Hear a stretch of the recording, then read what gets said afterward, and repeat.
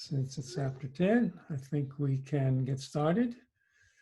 And if some others join us later, they're welcome to do that. Shall we prepare ourselves to go down inside, deep inside, and be receptive for a wonderful message today? Let's take 3 conscious breaths together.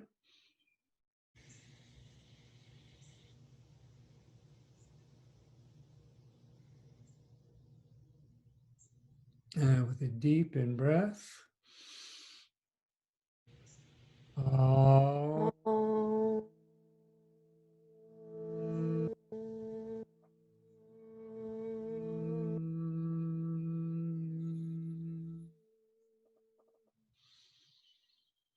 Shanti, shanti, shanti.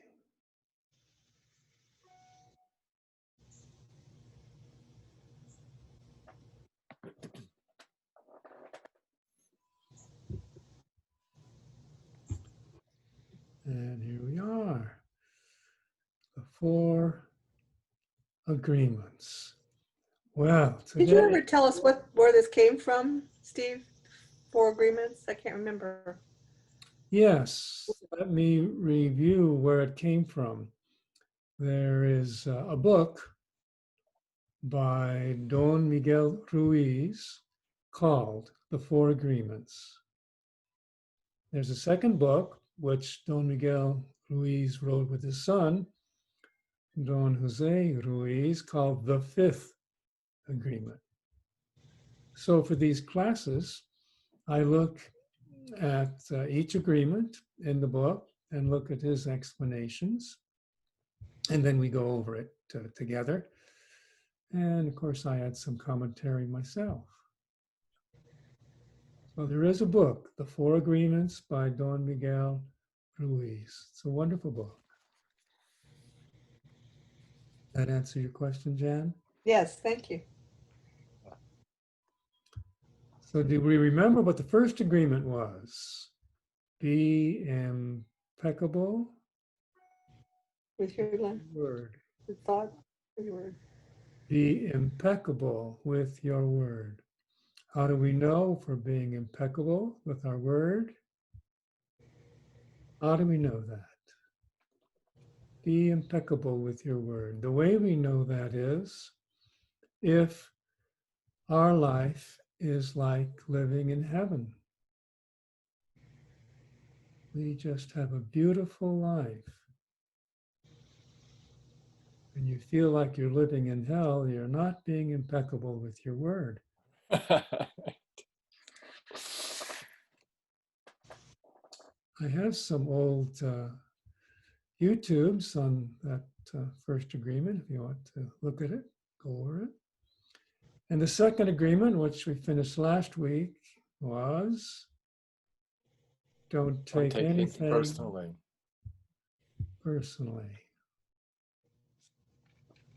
Because what you take as personal, that someone else does, they're just in their own separate world, like in a movie theater of their own, watching a video or a movie of their lives. So you're not in that movie the way you think you are, you're in their movie of life the way they think you are. Of course, in your world, the way you see yourself differently. So don't take anything personally, because the other person who has said something which might offend you is just in their own world. They don't see the real you as you see yourself. So today we do the third agreement, don't make assumptions. Don't make assumptions. Now this agreement, you might think when you first hear it, has something to do with when you go shopping for a used car and the salesman tells you something and you shouldn't assume that everything he says is true. But the key to don't make assumptions goes much deeper. It doesn't have to do with the outside, it has to do with the inside. So that's what we're going to look at today. Don't make assumptions. It has something to do with our way of looking at the world, just like the first two agreements did. Ready? Mm-hmm. Yep. Here we go. Chapter 5 in the book, Four Agreements, Truth or Fiction. Don't make assumptions, because we don't know for sure if it's truth or fiction. Okay, here we go. For centuries, even millennia, humans have believed that a conflict exists in the human mind. A conflict between good and evil. It's even in the Bible, isn't it? Conflict between good and evil. There's the better angels of our nature, and then there's Lucifer, who was cast out of heaven. And there's a conflict between good and evil. But this isn't true. This isn't true. It's not true if we look deep. Good and evil are just the results of the conflict or a conflict. They're the result of it. They're a byproduct of it. And the real conflict is between truth and lies.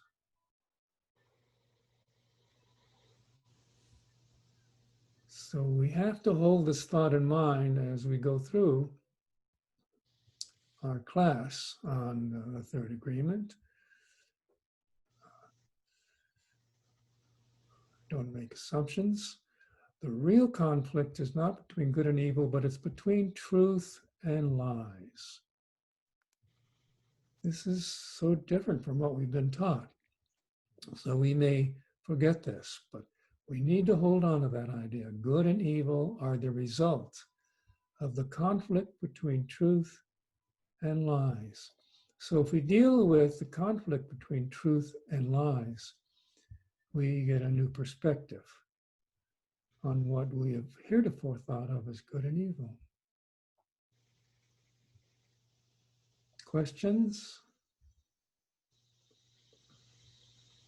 This kind of reminds me of like the media, where we have the left and the right, and they're fighting back and forth, and all we want is the truth.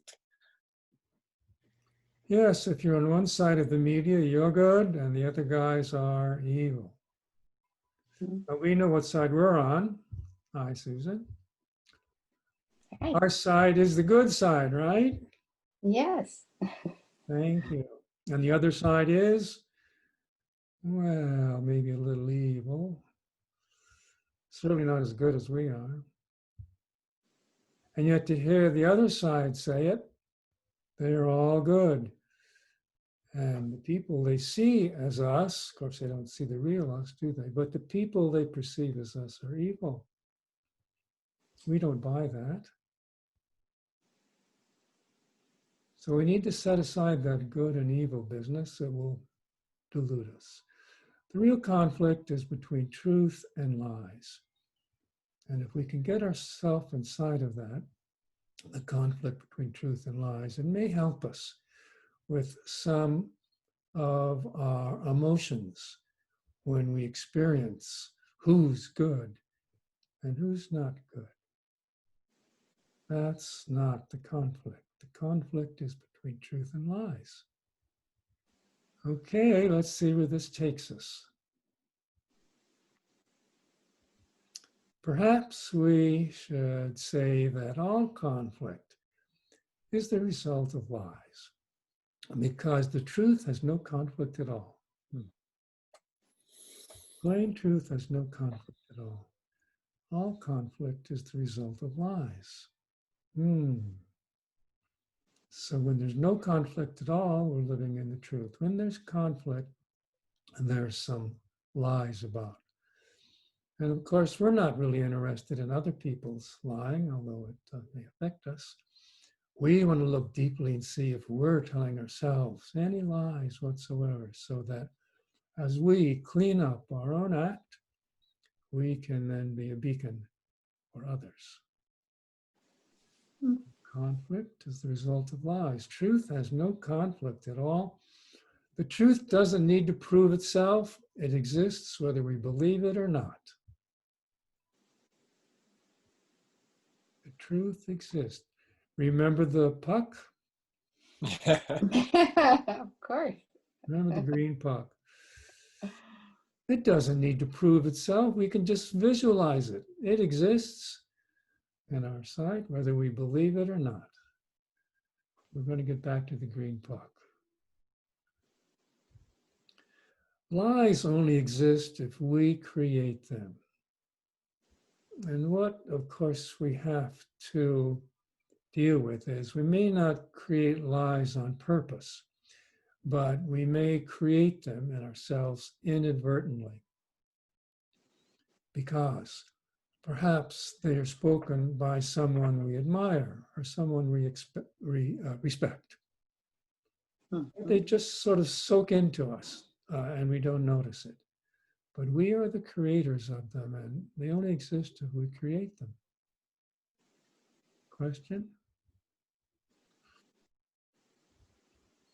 And they only survive if we believe in them and continue to believe in them. So once we get underneath any particular lie that we happen to incorporate, we can choose not to believe it anymore. It might still be there, but it's not going to survive if we give up our belief or question our belief in it.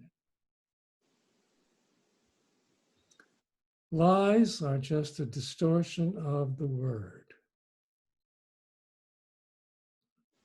Green puck, that's not a distortion of the word, that's just a couple of symbols, green puck, for the truth we experienced.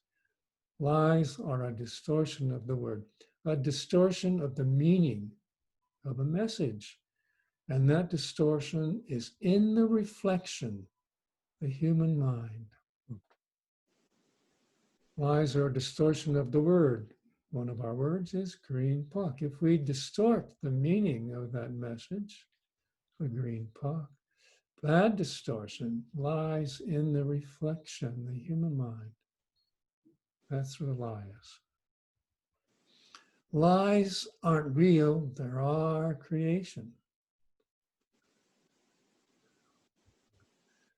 But we give them life and make them real in the virtual reality of our mind. So if we have a mixture of truth and lies in our mind, virtual reality, we give them all life. And until we do continue doing our spiritual work and unearth what really isn't so, we give the whole bunch life. And it's all real in the virtual reality of our mind. When we say virtual reality, Steve, are we talking about because the event is in the past, which is regret, sadness, or anxiousness in the future, the event hasn't happened? Is that what we're referring to? Because I just need a little clarity on that. Ask your question again, Sam. Yeah, so the question about virtual reality means that our mind are in the thoughts of the past. Is that what we're referring to? Or the events that hasn't happened, but it's in the future, which is anxiety. And what's the other characteristic of the mind? There's the past, the future, and also? Well, when we're in our story, typically we have these unsettled feelings. I know, but what I want you to focus on, you mentioned there's the past in our mind, the future in our mind, there's also the present. Right, exactly. So that's the point. Right. Lies aren't real, Exactly. they're our creation. They exist in what we call the past in our mind. They exist in our apprehensions of the future in our mind. And they exist just as well in our current outlook right now in our mind. So virtual reality is everything that's in our mind. What's in the past, what's in the future, and what we perceive right now is a virtual reality. It's virtual. Right. The scientists tell us what we see, for example, is the reflection of light. It's often sunlight or artificial light that comes through the lenses of our eyes, goes into the retina, travels back into the brain digests it, and then the mind gets a hold of it and says, okay, this is real. But in a sense, it's not. That's why two people looking at the same thing can see different things. It's one reason why in the court of justice, eyewitnesses are not always as reliable as one might think, because what people think they see and remember they've seen may not be what someone else saw. So we call everything in our mind virtual reality. When I showed you the picture of the green puck, that was the truth, that was reality, but immediately we made it virtual. We gave it a name, green puck. Right. Now it's virtual. Now we're thinking of it, green puck. That's virtual. It's not in our sight anymore. Thank you, Steve. That was helpful. So to think of all the thoughts in our mind as a virtual reality is also helpful and a first step to stepping back from our own mind, so we don't take it so seriously. We don't take our own mind so seriously. It's just a virtual reality. May not be the same as other virtual realities. That's why they're virtual. All those realities in different minds are different. So here, take a breath and saying, okay, all these thoughts that I'm thinking right now, that I'm talking about, are virtual. I'm doing my best. It all seems real. But in my spiritual work, I need to be able to step back from everything in my mind and say, oh, it's just virtual.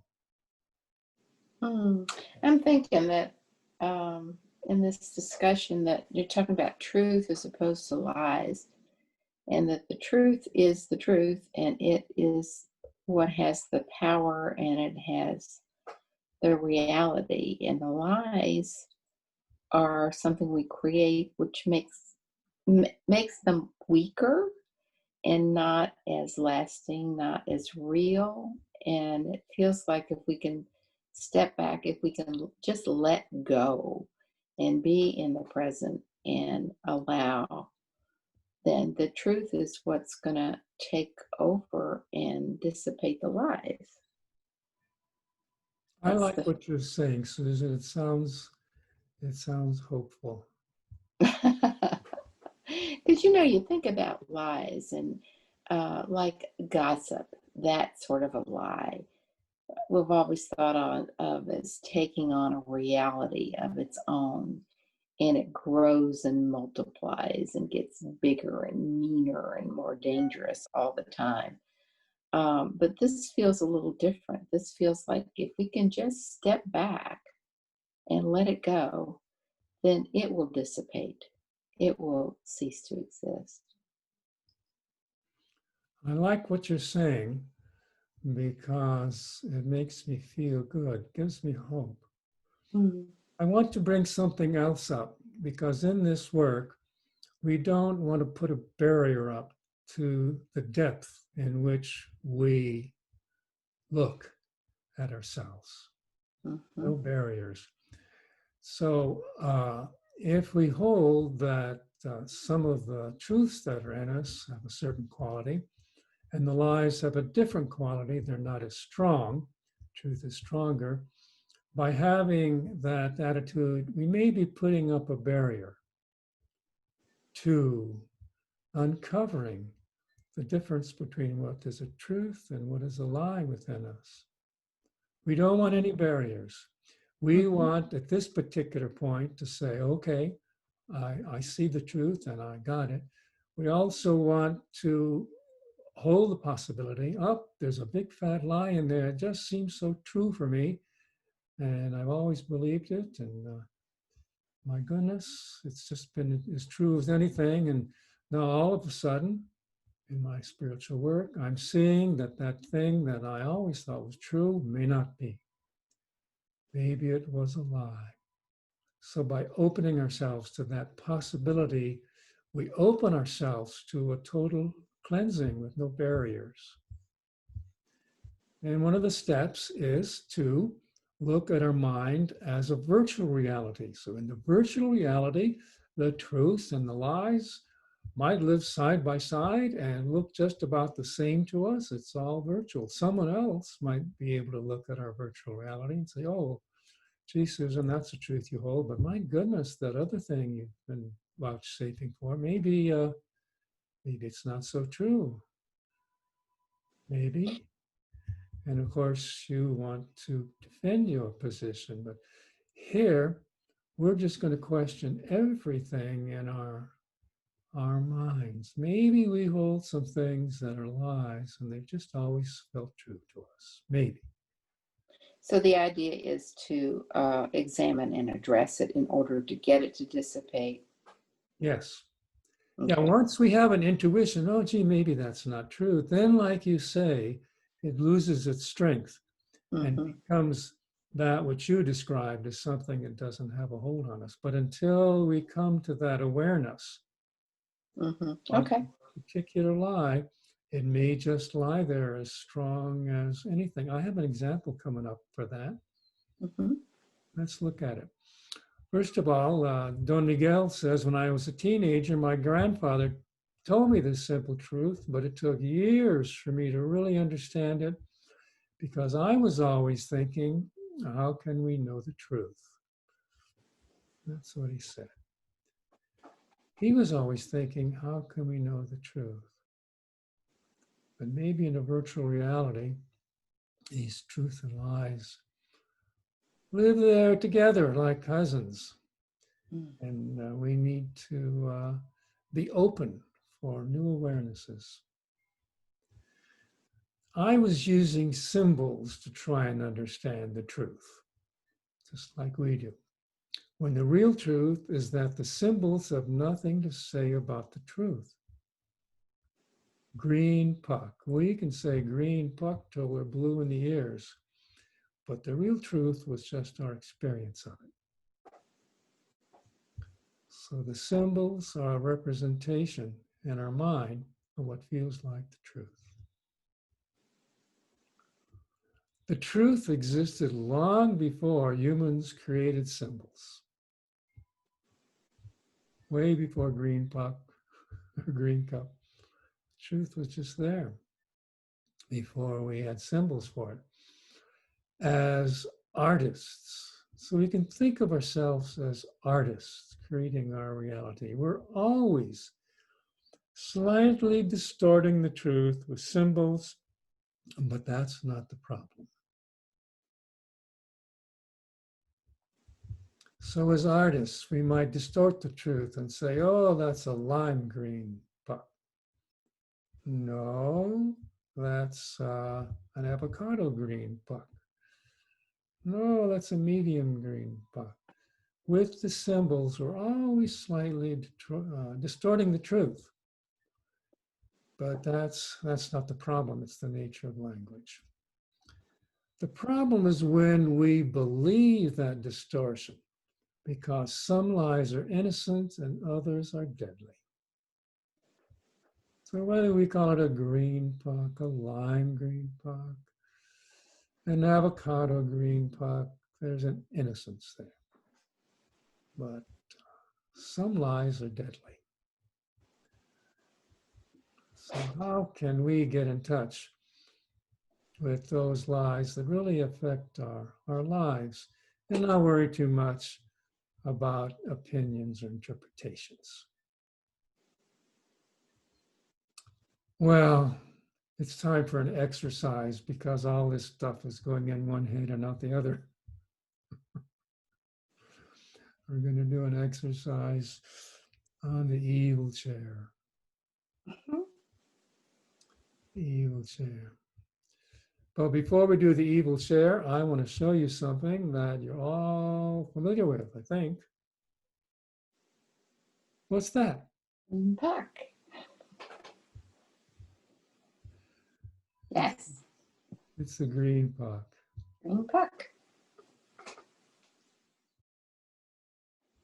So in the first chapter, Be Impeccable with Your Word, we learned that when we use symbols, if our life is beautiful, we're using the symbols accurately. But if we use the symbols, the words, to make our life hell, we're not being impeccable with our word. Now, I'm thinking that when we all agree this is a green puck, why, I don't know, I see a few smiles. I think it's making our life beautiful. We're just in heaven with the green puck. But You know, this reminds me of like how our languages throughout the world would call this a different sound, you know, when we hear it, right? And yet we squint and say, as a child, no, this is a puck. the green puck. Yeah, others who watch this might say, Steve, I can see it's a green cup. What are you talking about? No, it's a puck. It's a puck. And I will defend it to the death. I have a French friend who might say, Steve, c'est une tasse. C'est une tasse. I believe that's the French word, une tasse.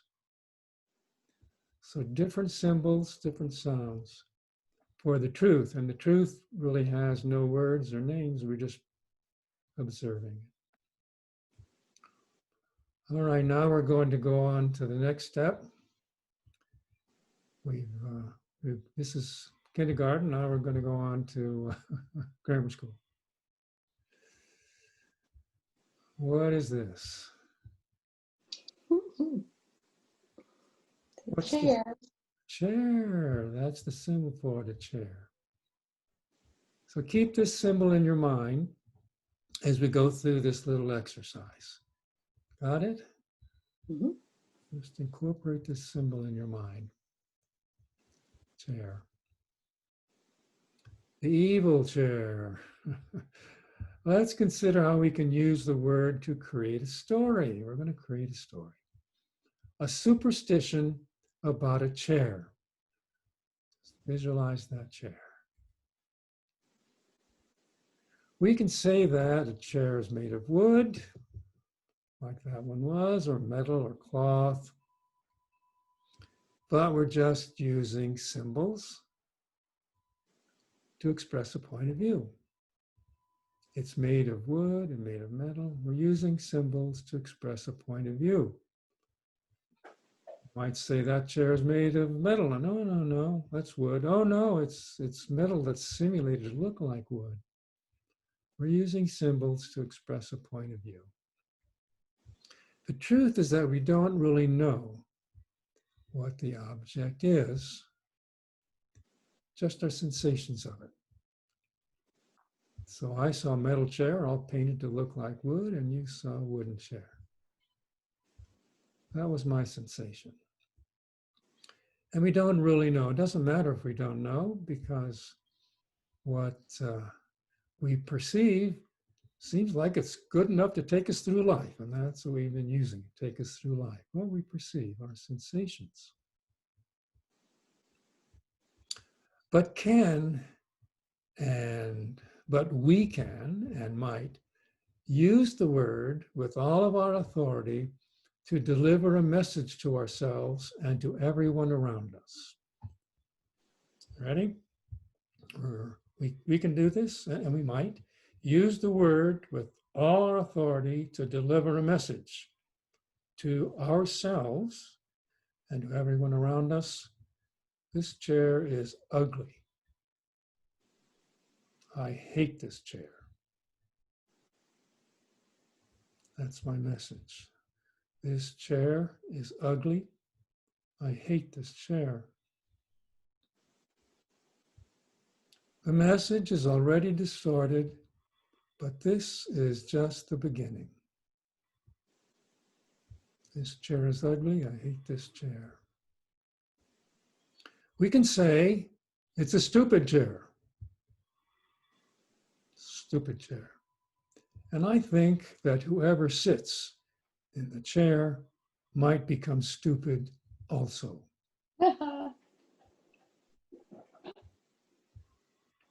It's like a book. It's a stupid book. And I think whoever reads in that book might become stupid also. It's a stupid chair. Whoever sits in the chair might become stupid also. I think we have to destroy the chair or the book. I think we have to destroy the chair because if someone sits in the chair and it falls apart, that person will fall and break a hip. That's my logic. And I will continue to say this on every occasion. If someone sits in the chair and it falls apart, that person will fall and break a hip. That's my message day in and day out. And that's why I think we have to destroy the chair.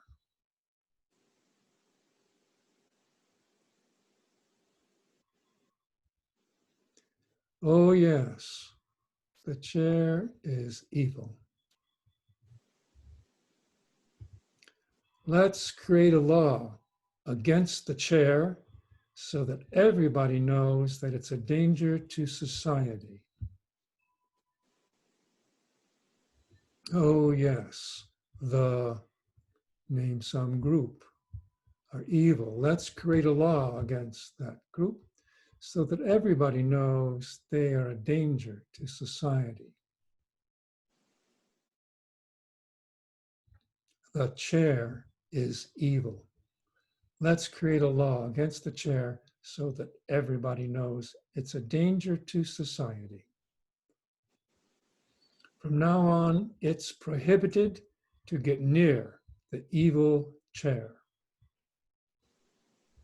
It's prohibited. If you get near the evil chair, you will be arrested and punished. If we deliver this message, then whoever receives the message and agrees with the message starts to become afraid of the evil chair. Fearful. Heard this message day in and day out. Oh my God, I hope we don't come across any evil chairs. They are really scary. And we're afraid. Very soon, there are people who are so afraid of the chair that they start having nightmares about it. People are so fearful of the evil chair, they start having nightmares about it. It becomes real. They become obsessed with the evil chair. And of course, they have to destroy the chair before it destroys them. So when there's something evil, like this evil chair, which you have a picture of in your mind, we have to destroy that chair before the chair destroys us. We have to destroy it.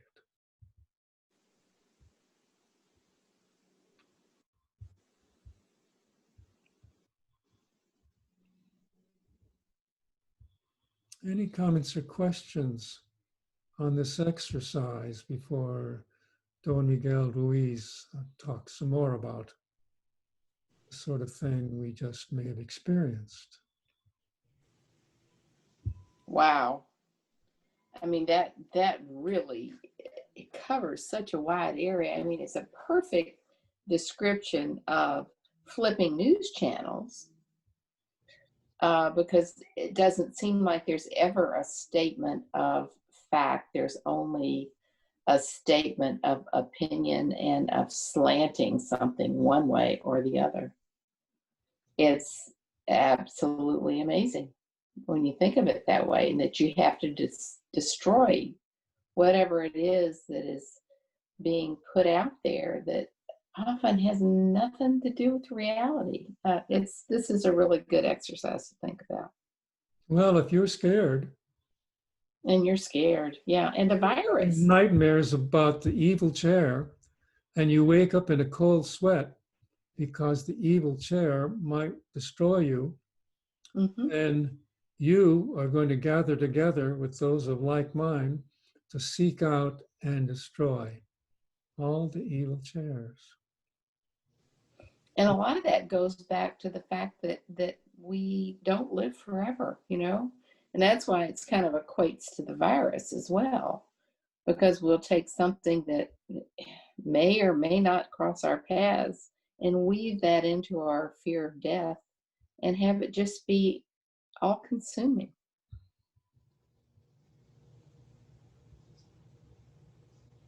This exercise is designed to bring up some experience that we have had in our life of evil and to equate it to how we created that evil. Do you see that? Yeah. And maybe that evil, which was so real in our mind, the evil chair which we had to destroy, maybe that was one of those lies that seems so real to us that we've never taken a second look at it to go underneath it. During wartime, for example, propaganda is so important to get the support of a country behind a war. And propaganda is mostly lies. That's the most effective propaganda. I've just been watching a series called The War by Ken Burns about the Second World War. And of course, in the Second World War, the Japanese population in California were moved to internment camps. And you saw signs. Now we look at it differently, of course, and you saw signs throughout California about the evil Japs. The evil Japs.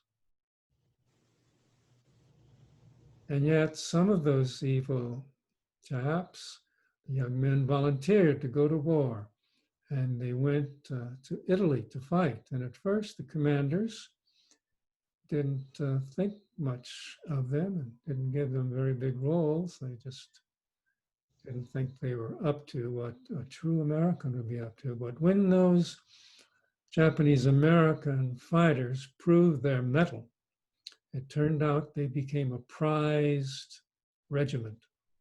And the generals wanted that regiment when there was a tough situation for them to fight. And one colonel is quoted as saying, when that regiment came out of a particularly tough firefight, where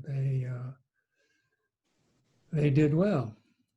They came back, although many were killed. He said, I've never in my life been as happy to see a Jap as I am now.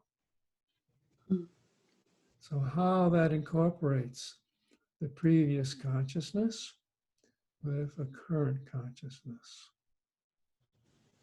So it turns out that the evil chair or the evil Japanese was a lie, was an effective lie during wartime, but it didn't sit at home with everyone.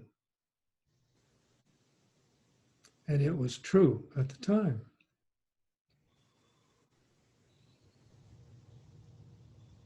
That sort of takes in our prejudices in general that we're now trying to fight against, I think, as a country. Things that maybe we grew up with, we're finding out just aren't true. Right, those things that seem so true all of our lives, maybe that's one of those things that seems so true, but maybe it wasn't so true. Mm-hmm. Maybe it was just a big fat lie and we never really got underneath it or looked at it. So the truth and the lies can live within us with the same force if we believe in them. That's the point of this little exercise. Truth or fiction, how to know.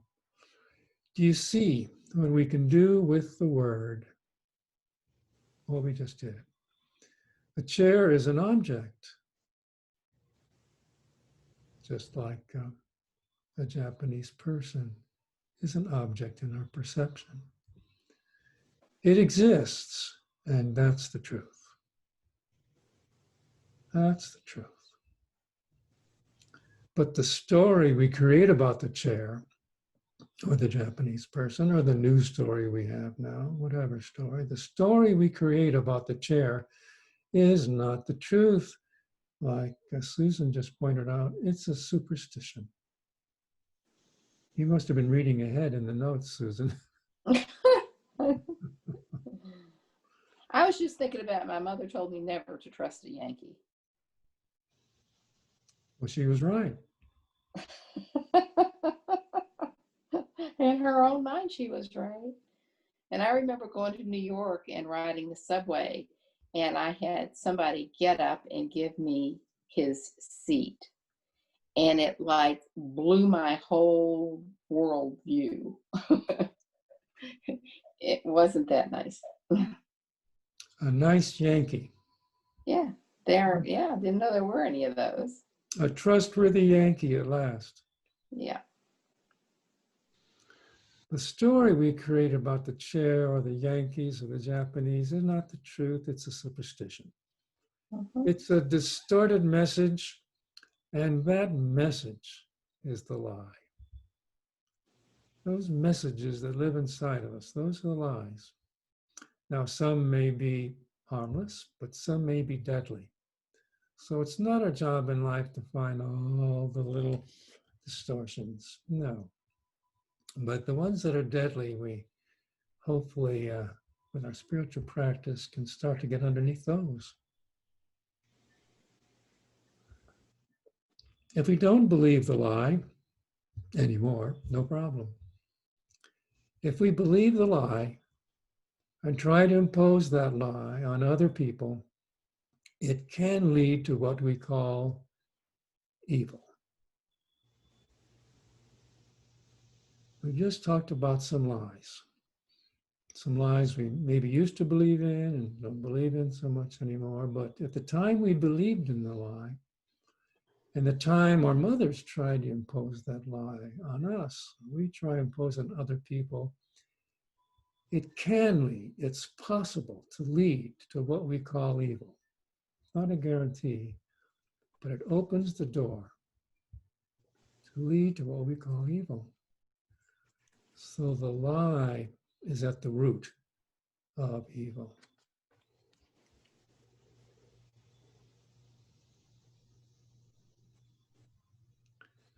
Of course, what we call evil has many levels, depending on our personal power. What we call evil has many levels, depending on our personal power. Some people can lead the whole world into a great war where millions of people die.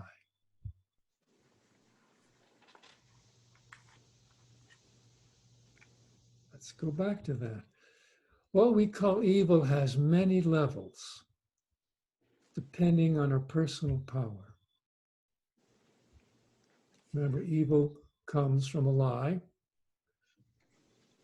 What was a lie? Well, is it a lime green puck or avocado green puck? Or maybe it's none of those. The truth was just what we experienced. But once we start incorporating that lie into our lives, what we call evil, that particular kind of lie, has many levels depending on our personal power. Some people can lead the whole world into a great war where millions of people die based on a lie, based on who is good and who is evil. You know, evil people deserve to die.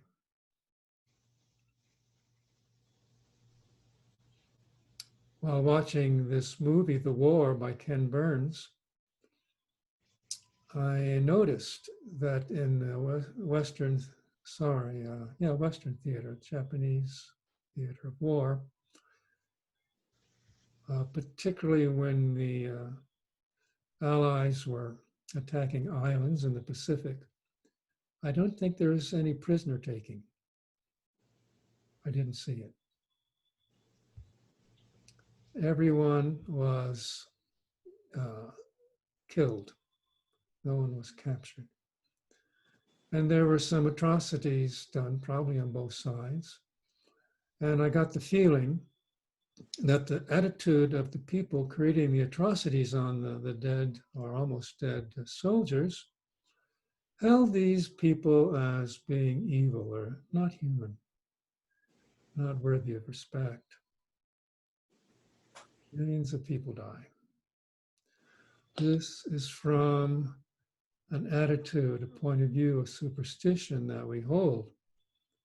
That is a lie.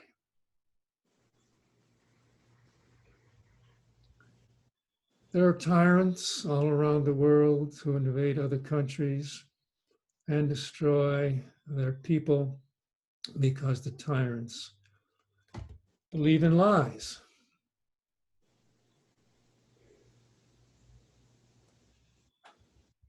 I have more to go on this, which I think we're going to do next week because it's almost time to close. But I want to comment on this before we close today. There are not only tyrants around the world who invade other countries and destroy their people because the tyrants believe in lies.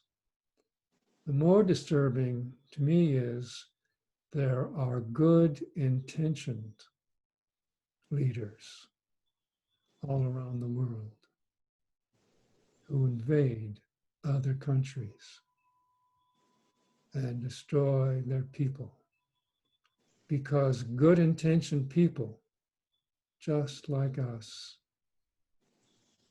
believe in lies. Mhm. So there is the challenge. If we were put in a position of leadership, we're all good-intentioned people, under what circumstances might we invoke the invasion of another country and stand behind the destruction of their people?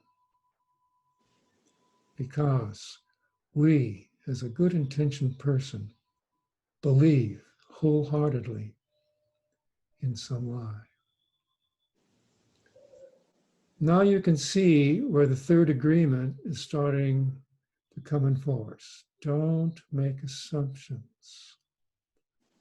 Don't assume that all your most cherished beliefs are true, particularly the ones that could lead to serious actions that might not make your experience of the world like heaven. Rather, your outlook that might make your experience of the world seem like a hell. Maybe some of those thoughts in your virtual reality, your mind, your thoughts, your beliefs, may not be as true as you always thought they were. What if they are lies? So that's our spiritual path, not to beat ourselves up and think, oh my God, I got a bunch of truth and fiction inside of me. I got to get rid of the fiction. That's no good. I just want to stick to the truth. Rather, to use the spiritual teachings to help us be open to uncovering within ourselves what is not making our experience of life heaven on earth, and what strong beliefs we have that are running us so strongly with fear, scaring us to death, those beliefs that we may be led to do something which we may or may not regret. Any final questions or comments before we close the session today?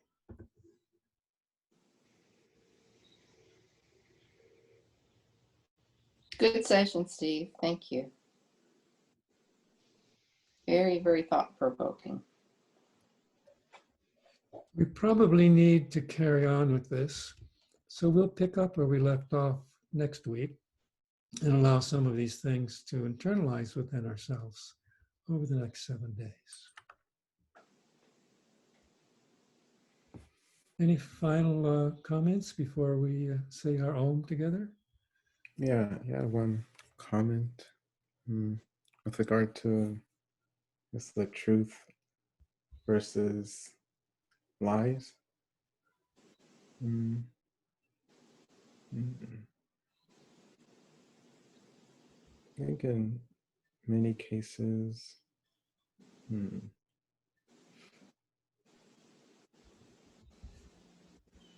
I guess the truth is what we want, but sometimes, especially when talking about in like larger group settings, like the truth is hard to discuss because everyone already has like their point of view or perspective.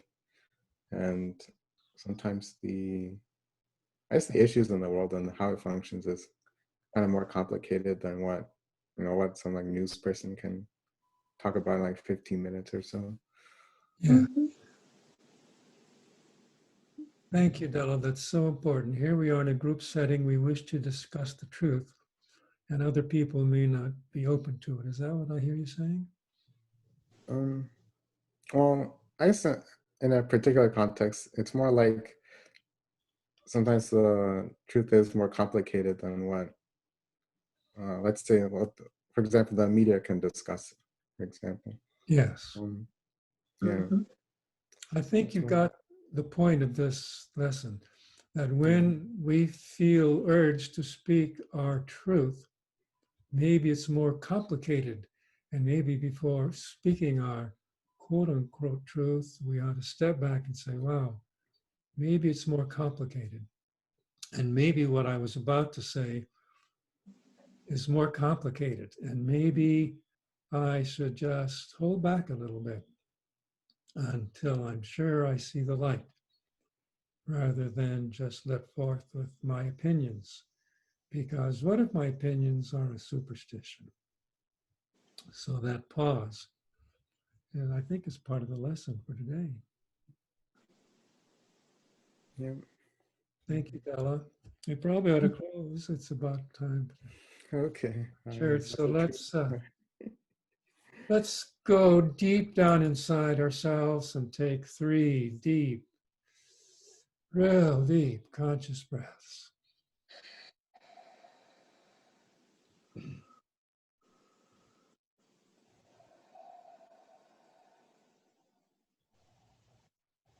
And with the deep in breath, we're going to speak the truth, which is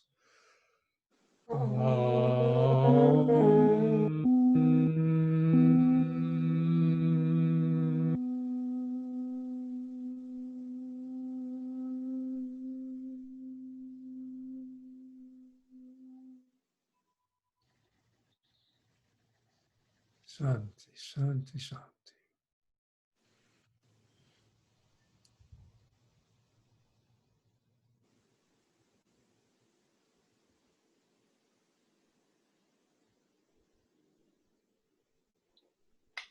You're all wonderful. See you Thank you. next week. Thank you. Have a good week. Thank You you. too. Good to see you, Jan. Love you. Yeah. Bye. Bye. Bye. Bye-bye.